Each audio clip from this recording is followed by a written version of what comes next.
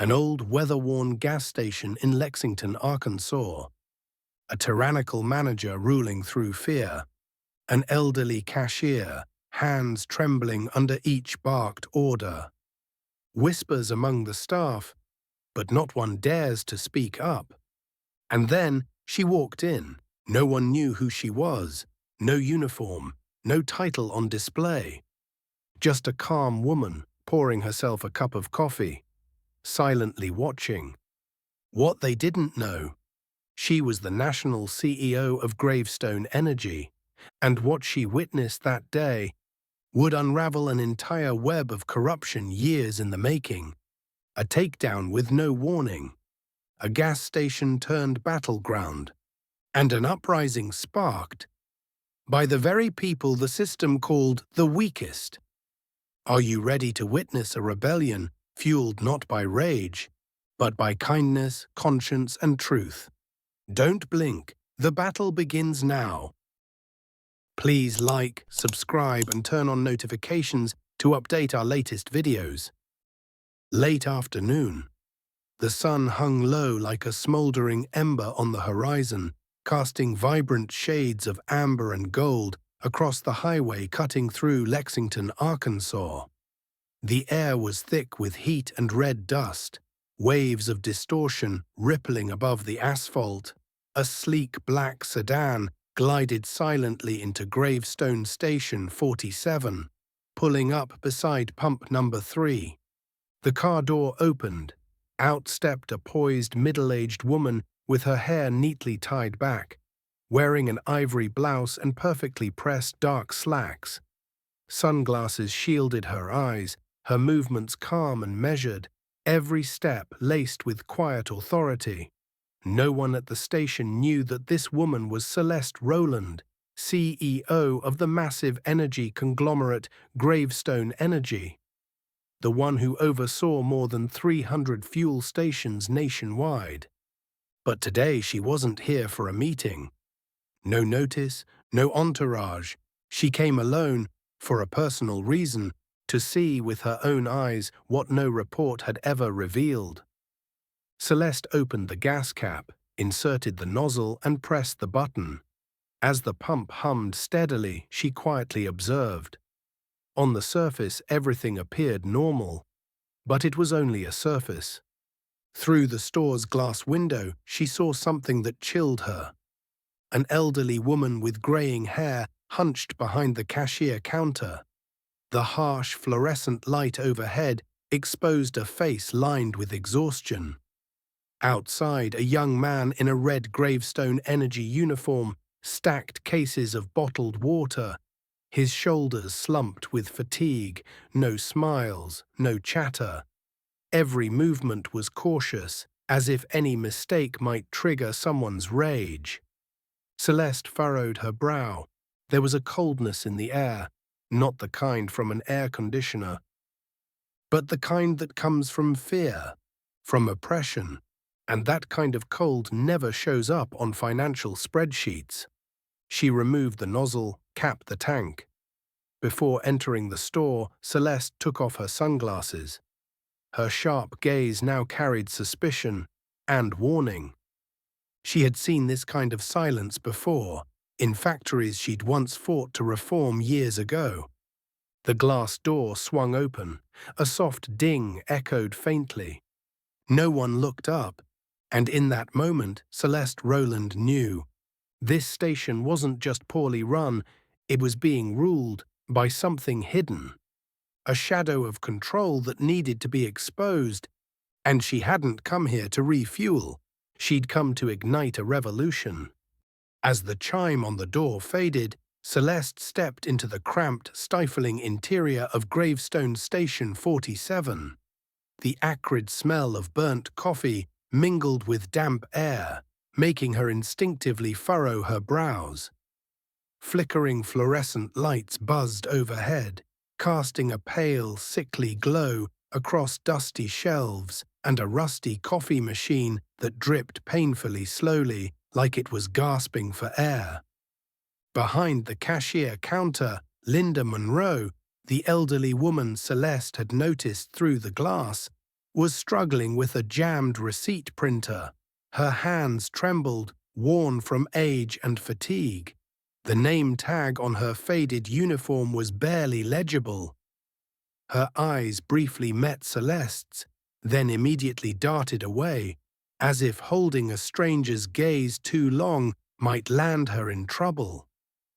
Celeste picked up a paper cup, poured herself a small serving of stale coffee, and deliberately lingered near the counter to observe.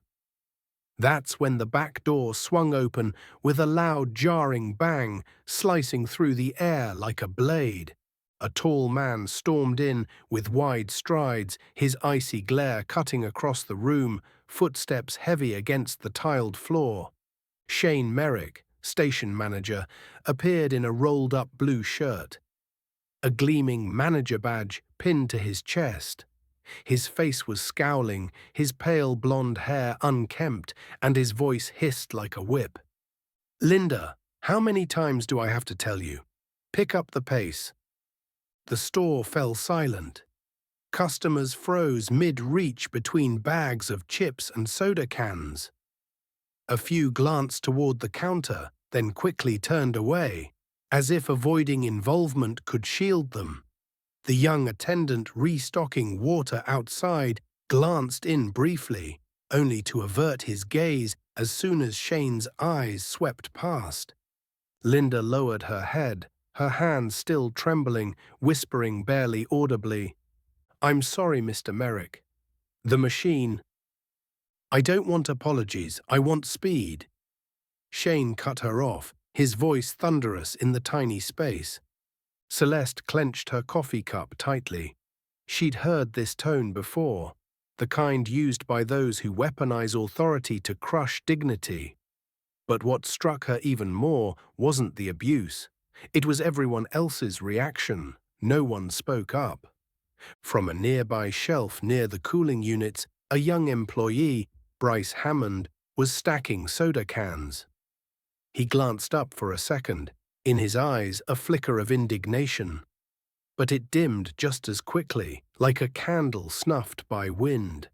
He bowed his head and resumed working, as if nothing had happened. Shane glared at Linda a moment longer, then turned and walked away, muttering something under his breath. No one dared breathe too loud. Linda, eyes damp, tried to steady herself and kept working. Celeste placed her cup on the counter and calmly asked, "Do you need help?" Linda looked up, momentarily startled. Then she quickly shook her head and whispered, "No, thank you.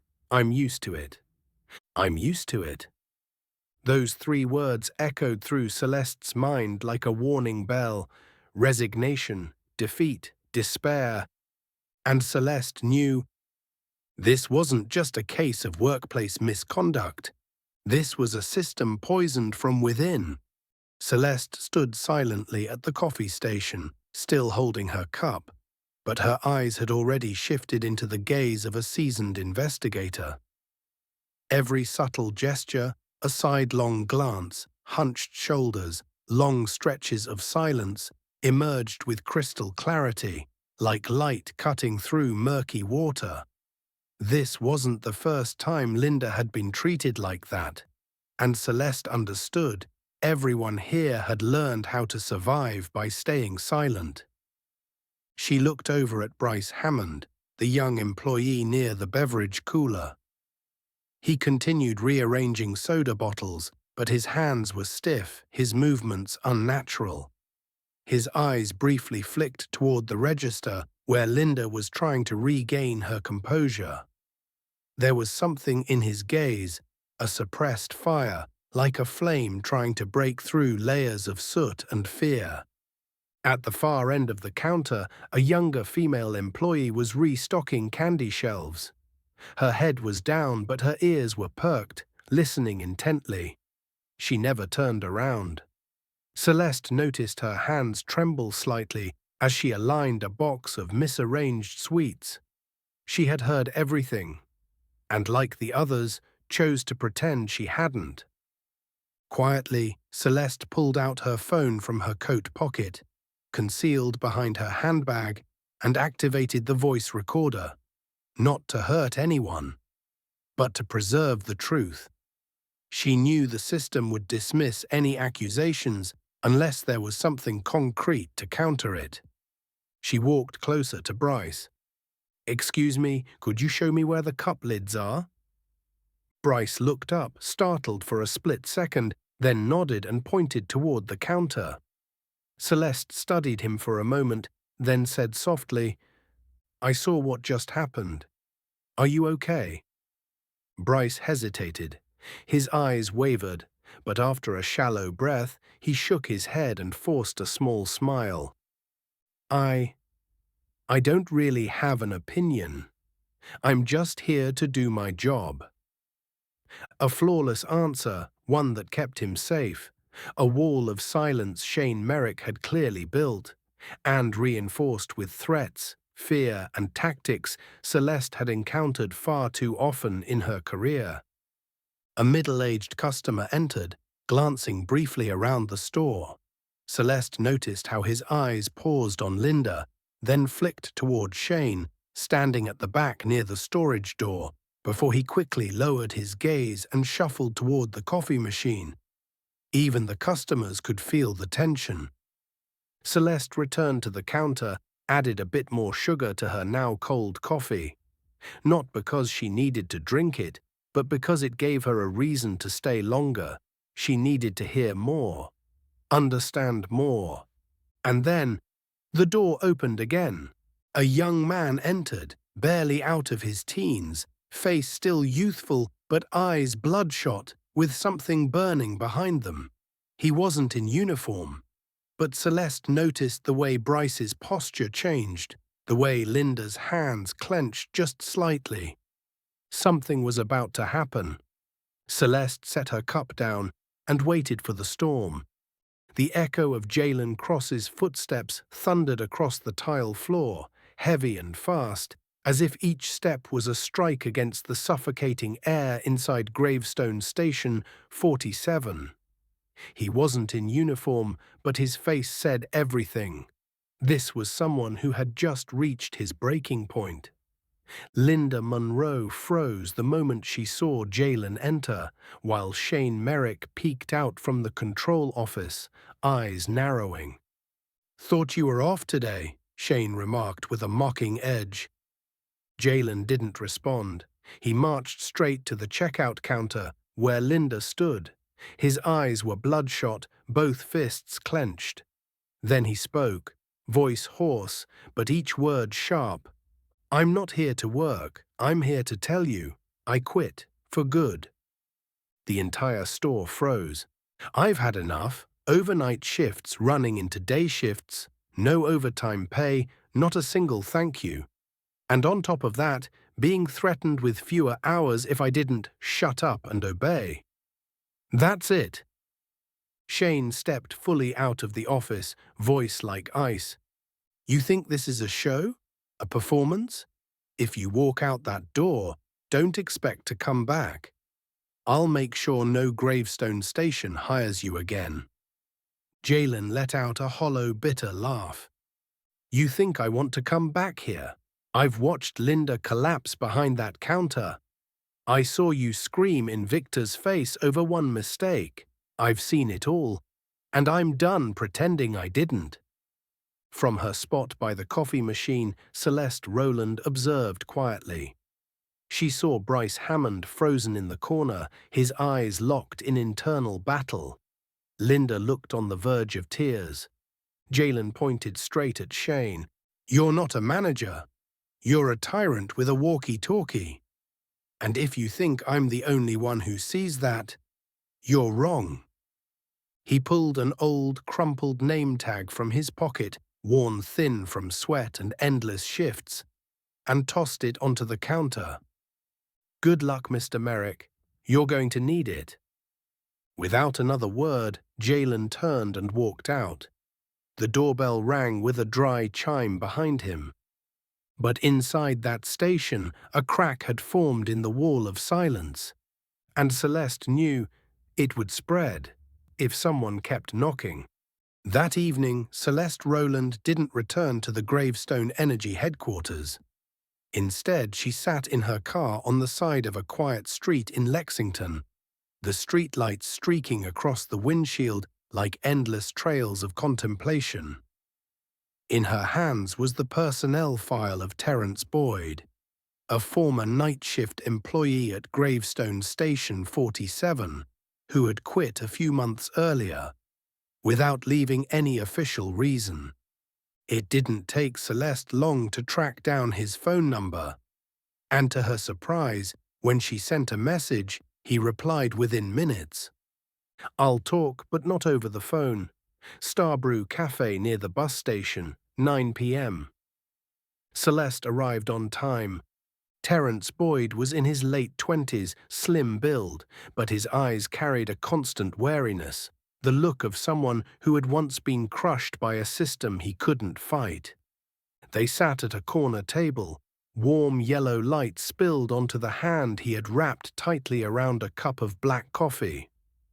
"I tried to stay silent," he began, "but after I heard about that new employee quitting in public, I figured it's time." Celeste remained quiet, letting him disarm himself at his own pace. "Shane Merrick forced us to work overtime, but never let us clock in.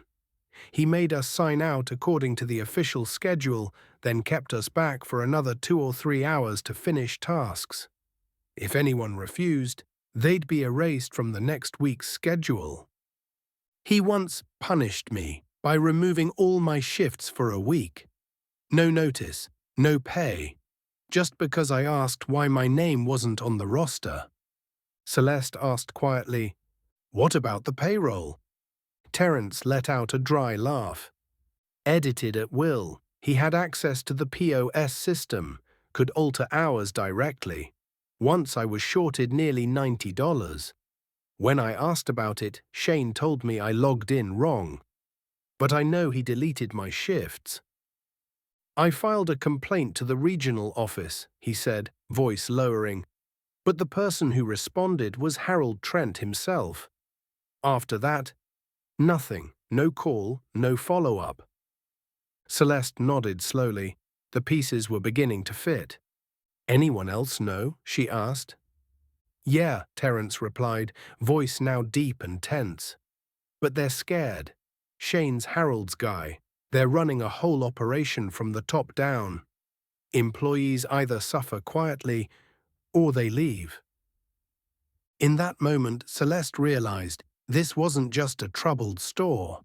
It was an entrenched system of administrative abuse, protected by those cloaked in titles and authority. Before she left, Terence looked her in the eye. "I don't think I can beat them. But if you're taking them on, I'll tell you everything I know." Celeste stood and clasped his hand firmly. "Just the truth. I'll take care of the rest." In the darkness of Lexington, a witness had stepped into the light, and Celeste knew. The real battle was only just beginning. The next day, Celeste Rowland drove out of central Lexington and turned into a quiet residential area on the south side of the city. Here, she had arranged to meet Rita Bellamy, a former cashier from Gravestone Station 47, who had disappeared from the company's internal system over a year ago without explanation. Rita was a black woman in her early 40s, her eyes seasoned but no longer afraid. They met at a roadside diner, the kind without security cameras, where every conversation was swallowed by the clatter of dishes and silverware. Celeste got straight to the point. "I've spoken with Terence. You worked at Station 47 too, didn't you?" Rita nodded, her eyes hardening. 4 years. And for 4 years, I lived in fear." She recounted how every time she raised concerns about extended shifts or unexplained paycheck deductions, Shane Merrick would threaten her, not publicly, but clearly enough. "Once I filed a formal complaint to the regional office. Thought someone would finally investigate, but just a few days later, Harold Trent himself called me. He didn't ask if I was okay. He just said, "You might want to consider if this job is still the right fit for you." Celeste leaned forward. "Do you believe Harold knew exactly what Shane was doing?" Rita let out a bitter laugh. "He knew everything.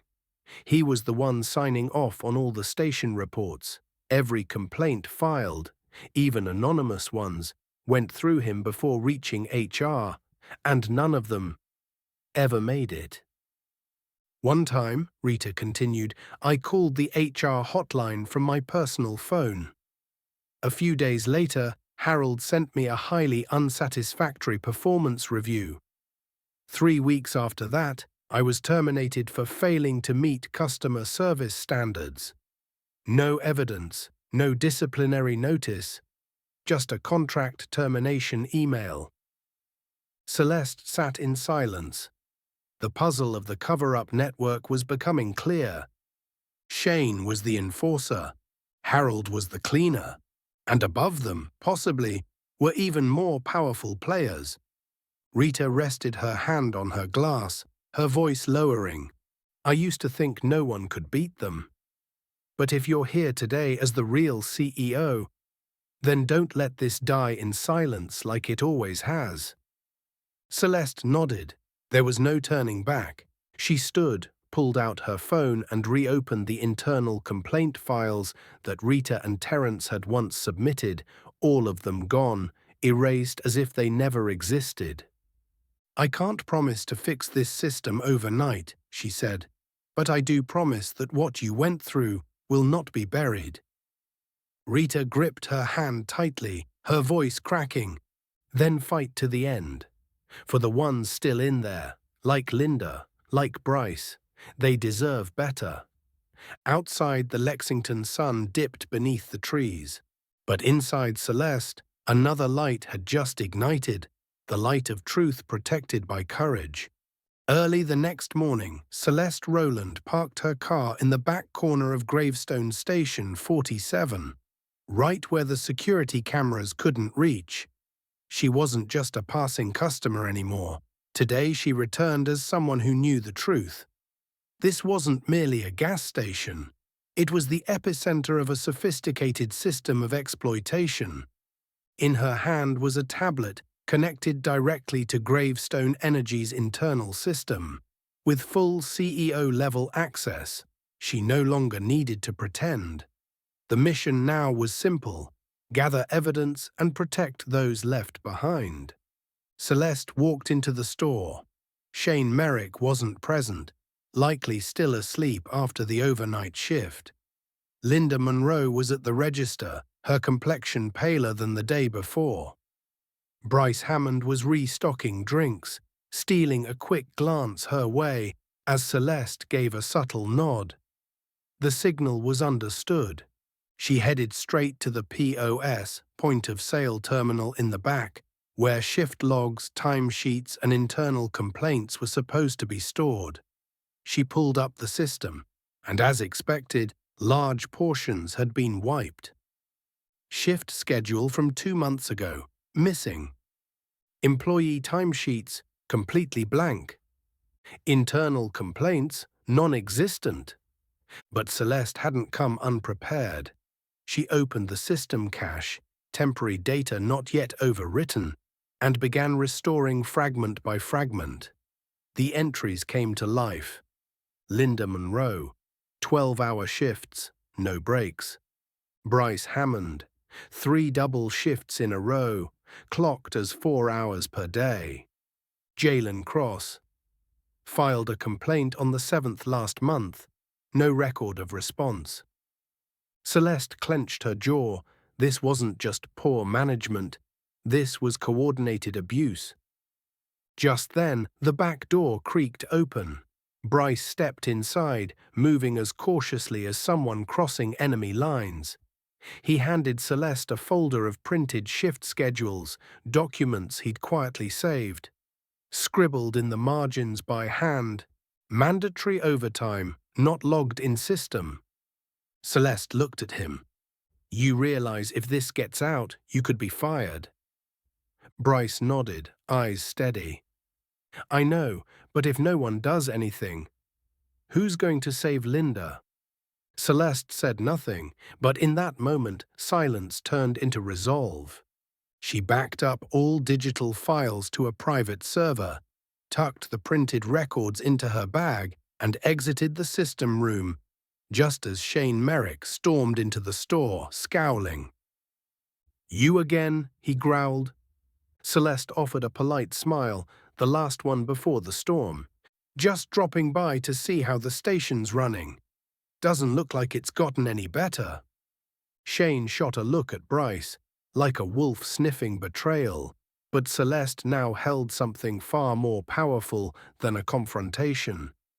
Irrefutable evidence, and a staff beginning to wake up. She turned and walked into the sunlight. Her car was waiting, trunk loaded with the data soon bound for the legal department. The game had just begun. Evening in Lexington was draped in leaden grey as gusts of wind howled past the tin roof of Gravestone Station 47. Inside the small back office behind the storage room, Celeste Rowland and Bryce Hammond were combing through every scrap of paper, every lingering line of data. This was no longer a matter of suspicion. It was a hunt for evidence inside a maze built by Shane Merrick and Harold Trent. Bryce lowered his voice. "They made us clock our hours by hand, but then they'd re-enter everything into the system themselves, always reducing it to 4, maybe 5 hours, even when we worked 10 or more." Celeste flipped through a stack of handwritten shift logs. Red ink X's were slashed over real work hours, notes scribbled in the margins, crossed out names, a separate list labeled "terminated without cause." Names she recognized, people who had vanished without a trace. "Have you ever seen Shane delete entries himself?" she asked. Bryce nodded. Not just him. Rachel, his former assistant, once mentioned he had a separate software tool to clean time cards before submitting them to Gravestone's main system. It was all off the record. Celeste drew a deep breath. If that was true, this wasn't just a rogue manager's scheme. It was a regional manipulation network, with Harold Trent as its overseer. Suddenly, Bryce pulled an old USB stick from a drawer. "I found this in Jalen Cross's desk after he quit. I think it has something important." Celeste plugged the USB into her personal laptop. A folder appeared, Backups 17-J Cross. Inside were screenshots of time cards, shift schedules, emails sent to Shane, and internal messages Jalen had forwarded to the complaints department, none of which had ever received a reply. One email made Celeste's stomach tighten. "Shane, if you keep forcing Linda to work 14-hour shifts without overtime, I'll report this to corporate." Jalen: "Go ahead and try. Around here, I am the law." Shane. Celeste's eyes narrowed. This was a confession, written in keystrokes. She immediately backed up the entire archive, then turned to Bryce. "You just helped me uncover a gold mine." Bryce was still visibly shaken, but Celeste placed a firm hand on his shoulder. "From this moment on, no one's voice gets erased again." That evening, Celeste sent the complete archive to United Labor Justice and the Gravestone Energy Internal Legal Department through a secure encrypted channel. Her email carried a single, unmistakable line: "I am requesting an immediate internal investigation into Shane Merrick and Harold Trent.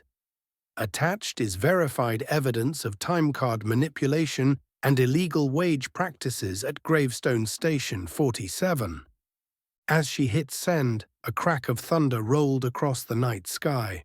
It wasn't coincidence. The real storm had just begun.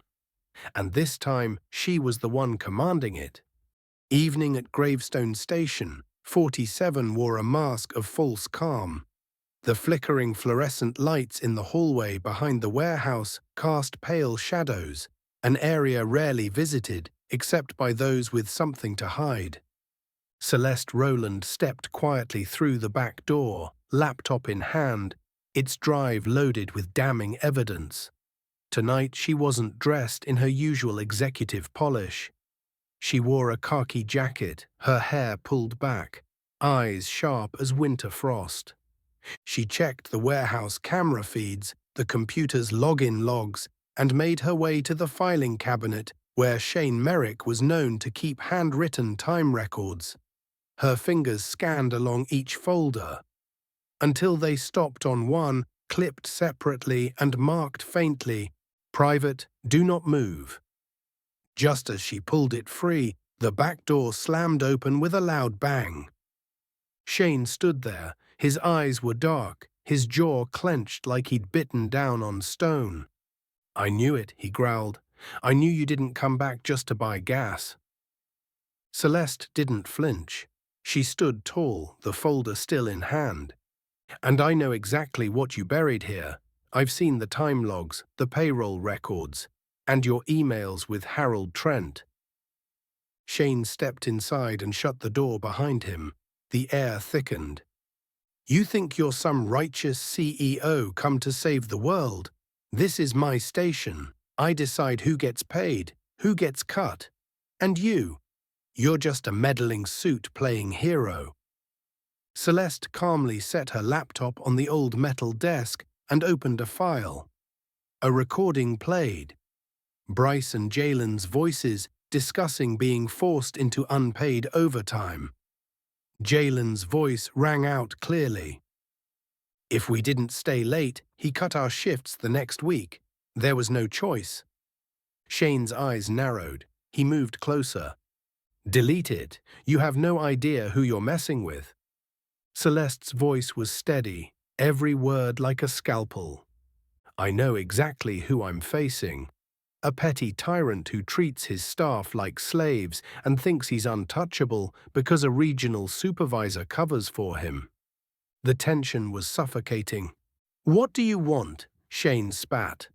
Celeste locked eyes with him. "I want you gone, or I go public, with the press, legal counsel, the board, and every corner of the Gravestone network. And this time, not even Harold Trent can shield you." Shane let out a bitter laugh. "You've got nothing admissible, nothing legal." Celeste's voice dropped to a whisper, but her gaze hit like a hammer. "You're wrong, and I have a legal team waiting on the duplicate files." Just then, the back door opened again. Bryce stepped in, holding a stack of documents. "And I'm a witness." Shane froze. Whatever false confidence he'd clung to crumbled instantly. Celeste turned to Bryce. "Lock the door. We're calling in a team to secure all systems." Shane stood speechless. No more threats, no more barking orders. For the first time, he was no longer the one in control. The atmosphere at Gravestone Station 47 the next day felt frozen in place. Every employee knew that Celeste Rowland, CEO of Gravestone Energy, was present and watching. No one could pretend things were normal anymore. Shane Merrick still tried to act like he was in control. He walked briskly through the station as if nothing had happened, but his eyes were sharp, and his voice louder than usual, like a show of dominance meant to intimidate the staff. Linda Monroe remained at the register, her face pale, eyes darker and more sunken than ever. She hadn't taken a single day off in 2 weeks, and for the past 3 days, her shifts had stretched close to 14 hours each. Celeste no longer observed from the shadows. Today she stood right in the center of the station, dressed in a simple black suit, tablet in hand, taking notes and speaking with customers and employees alike. When she asked Linda, "What time did your shift start today?" Linda whispered, 6 a.m., and probably until 10 p.m. Celeste tilted her head, concern visible in her eyes. Before she could respond, it happened.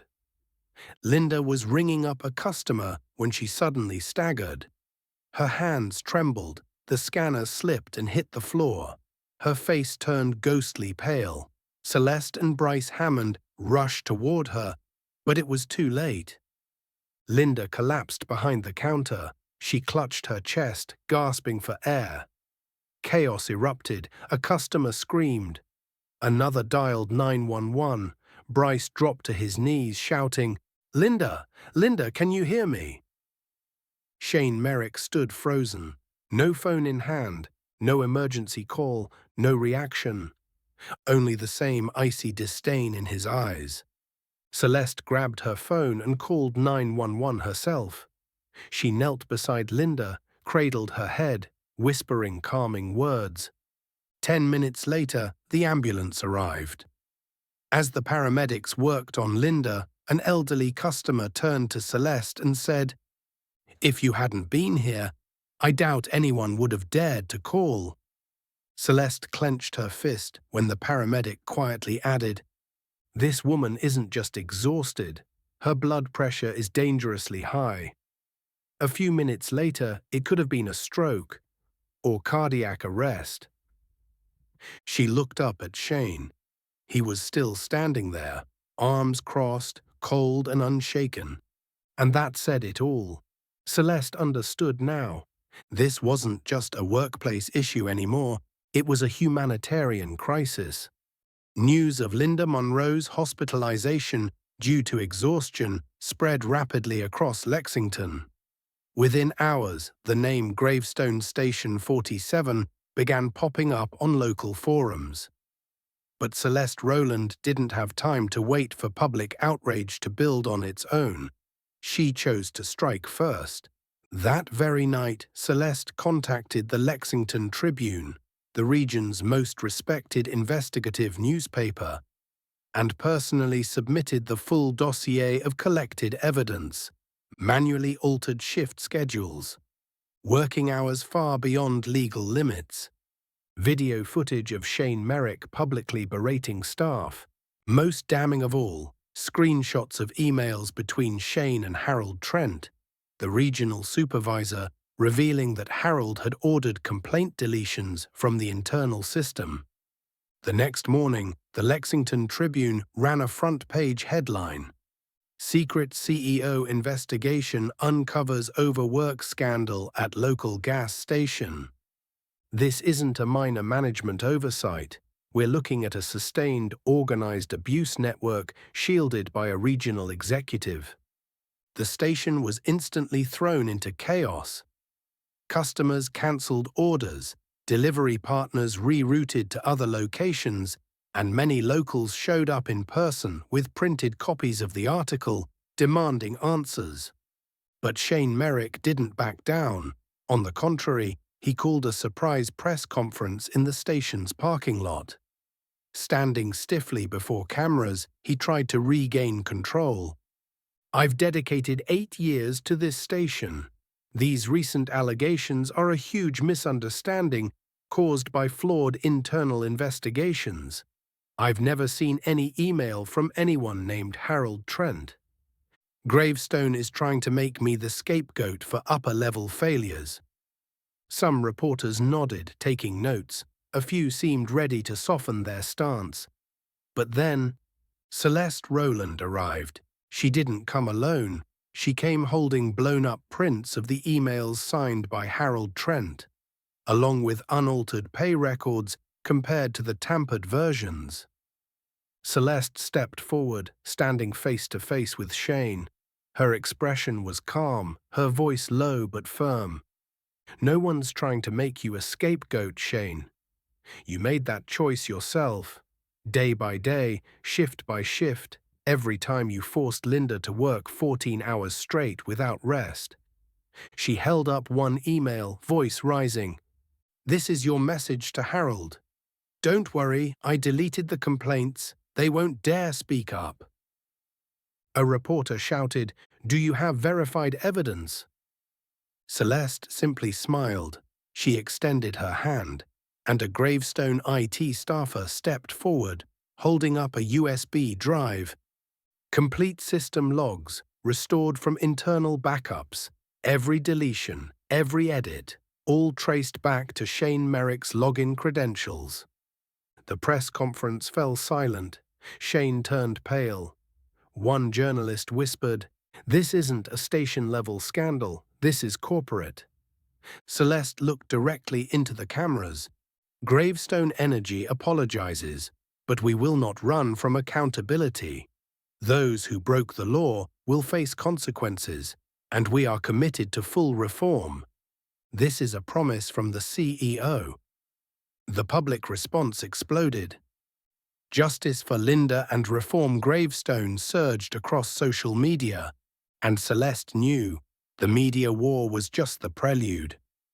The real battle was still ahead, a battle against the very machine protecting people like Shane. Just hours after the explosive press conference, the atmosphere at Gravestone Station 47 felt like it was teetering on the edge of combustion. Shane Merrick returned to his office pale and rattled, while the staff remained silent. But this time it wasn't out of fear. That afternoon, Celeste Rowland returned to the station. No disguises, no need to hide. She walked straight through the doors. Every pair of eyes turned toward her as she invited all employees into the break room where she had arranged a private meeting. No one was absent. Linda Monroe, just discharged from the hospital that morning, arrived on trembling legs. Bryce Hammond sat beside her, his face taut. The younger staff, the barista, the janitor, even the teen who once got yelled at for spilling milk, were all there, quiet but present. Celeste stood before them. No speech, no rallying cry, just one sentence. "I can't make any of you stand up, but if you choose to, I won't let a single one of you fall alone again." A beat of silence. Then Linda Monroe was the first to speak. She took off her worn employee cap and placed it gently on the table. "I've stayed silent for too long, because I was scared, because I needed this job, but I nearly died. And I won't let anyone else end up like that." She looked at Celeste, then turned to her co-workers. "I'm ready to testify." Bryce Hammond stood up next, his eyes glassy with emotion. "Shane threatened me, said if I spoke out I'd lose a week's pay. But now I realize losing your job is nothing compared to losing your dignity." A ripple of applause, small at first, then growing. Another employee, a young man with a faint scar on his arm, stepped forward. "I still have the message Shane sent me. Told me to learn to stay silent if you want to last." One by one, voices rose, like a tide swelling with all the rage, hurt, and courage they had suppressed for months. "He made me sign a falsified timesheet. I worked 12 hours, but the system said 8. I was forced to work with a 102-degree fever." Celeste quietly took notes, gathering new evidence, not just to protect, but to strike back at the root of it all. Meanwhile, at the regional headquarters, Harold Trent, the supervisor who had shielded Shane, was sitting in his private office when a call came through from Gravestone Energy HQ. "Mr. Harold Trent, based on evidence submitted by CEO Celeste Rowland, you are hereby suspended effective immediately, pending an investigation into ethical and financial misconduct." The sound of the phone hitting the floor echoed in the silence. The next day, Celeste returned to Station 47, carrying a thick folder. She laid it in front of Shane Merrick, who still holed up in his office like a cornered animal. "These are the testimonies, falsified timesheets, payroll tampering records, and every email between you and Harold Trent. They've been submitted to Gravestone Energy Legal, the Federal Labor Commission, and the Lexington Tribune." She stared into his eyes, unblinking. "You no longer work here." Shane shot up, roaring, "You think you can take me down with a few complaints? You don't have the authority." "I'm the CEO, Shane," Celeste interrupted, her voice cold steel. "I do have the authority, and this time I'm using it." Internal security entered on cue, escorting Shane off the premises. No one said a word, not a single farewell, no glance of sympathy. Gravestone Station 47 fell into an eerie calm. Then Bryce stepped forward, glancing at his co-workers, then at Celeste. "What do we do now?" Celeste smiled, gentle but resolute. "Now, we start over, and no one will ever threaten you again." Less than 48 hours after Shane Merrick and Harold Trent were terminated, an urgent email was sent from the office of the CEO at Gravestone Energy. Celeste Rowland was summoned to an emergency meeting at the company's headquarters in Houston. Presiding over the meeting, Everett Colburn, chairman of the board, a man known as the company's immovable pillar of power for over 3 decades. The boardroom was located on the top floor, adorned with walnut panels and a glass ceiling offering a panoramic view of the city. 12 board members sat in a long row, expressions unreadable, hands neatly placed on documents. Celeste entered alone. No assistant, no aide, just a file folder, and the resolve forged through a silent but relentless campaign. Everett Colburn spoke first, his voice low and sharp. "Ms. Rowland, we didn't summon you today to debate right or wrong. We're here to discuss consequences." A board member to his left chimed in. "Gravestone's stock has dropped 2.3% in just 3 days. The news has rippled across the industry. Partners are uneasy. Headlines are spinning out of control." Another slid a folder across the table. "You are a CEO, not a social crusader. For you to personally visit a gas station, rally employees, and directly terminate a manager and a regional supervisor, that is an unacceptable breach of protocol." Celeste looked straight at Everett. "I wasn't rallying. I was protecting." A murmur spread through the room. Celeste opened her folder and calmly pushed individual documents toward the board: altered payroll records, employee testimonies, emails between Shane and Harold discussing deletion of complaints, medical report confirming Linda Monroe's hospitalization due to overwork. She spoke slowly, each word striking the walnut floor like a gavel. "Had I done nothing, we'd be facing a class action lawsuit, a federal investigation, and Gravestone would be labeled a labor hellscape by the press. I didn't save the company from scandal. I prevented a far bigger one." Everett squinted slightly but said nothing. A long silence followed until a female voice rose from the end of the table. "I support her." All eyes turned to the corner where Joanne Whitford, a longtime shareholder and one of the few who remembered when Gravestone had only 12 stations, leaned forward. "I once worked sales during the oil wars of the 80s. I know how much a company loses when it ignores the truth." She set her pen down. "I don't invest to protect those who exploit the powerless. I invest so Gravestone survives for the long run. And for that, we need people like Celeste." One shareholder hesitated, then nodded. Then another, then a third. Celeste didn't smile. She simply straightened her back and said, "I didn't ask permission to clean the rot from this system. I only ask one thing: don't make me be the only one doing it." At the end of the meeting, Everett Colburn remained alone in the boardroom, staring out the glass wall. When his secretary asked if he wanted to replace the CEO, he answered, "Number.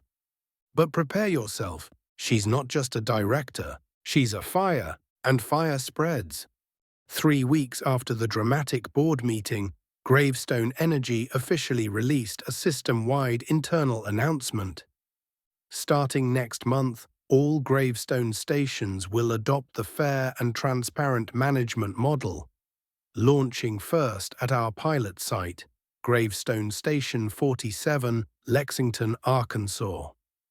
In the announcement video sent to over 900 stations nationwide, Celeste Rowland doesn't sit behind a desk, nor wear her CEO blazer.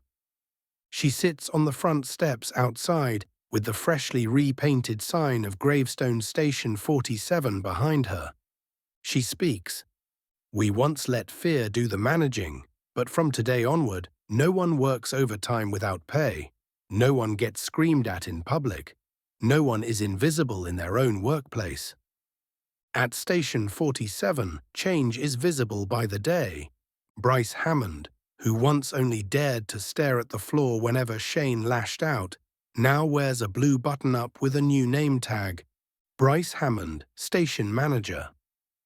At his first team meeting, he stood before the staff and said, "I'm not here to command, I'm here to listen." The room erupted in applause, something once unimaginable. Linda Monroe, after recovering from her health crisis, returned in a new role, internal trainer for new hires. She now teaches them about labor rights, job safety, and how to stand up for themselves. She no longer wears a blood pressure monitor. Instead, she wears a small badge that reads, "I don't bow my head anymore." Across the system, a ripple effect begins. 20 stations report a 40% drop in turnover. 6 former managers are terminated after investigations into continued abuse. A new internal app is launched, allowing employees to report misconduct anonymously, handled by an independent oversight unit directly supervised by Celeste. In a brief interview with the Lexington Tribune, Celeste simply says, "You don't have to burn down the whole system, just shine the right light, and the darkness will step back." From a forgotten gas station where the loudest sound was a flickering AC and the smell of burnt gasoline, Gravestone Station 47 has become a model. A place where trust is rebuilt. One shift, one word, one thank you nod at a time. Late afternoon in Lexington, the golden hue of sunset stretches across the freshly painted metal roof of Gravestone Station 47. The gas station that once collapsed under fear now stands with its doors wide open, in an oddly peaceful stillness. Celeste Rowland leans gently against pump number 3, the very spot where she first stopped on that fateful day. A light breeze carries the scent of fresh coffee and the sound of laughter from the employee break area. Bryce Hammond steps out of the store, a stack of reports in hand. No longer the fearful worker, but a principled leader. Linda Monroe sits at a patio table, walking a new employee through the billing system. She looks up and meets Celeste's eyes, nodding. No words needed. That look said everything.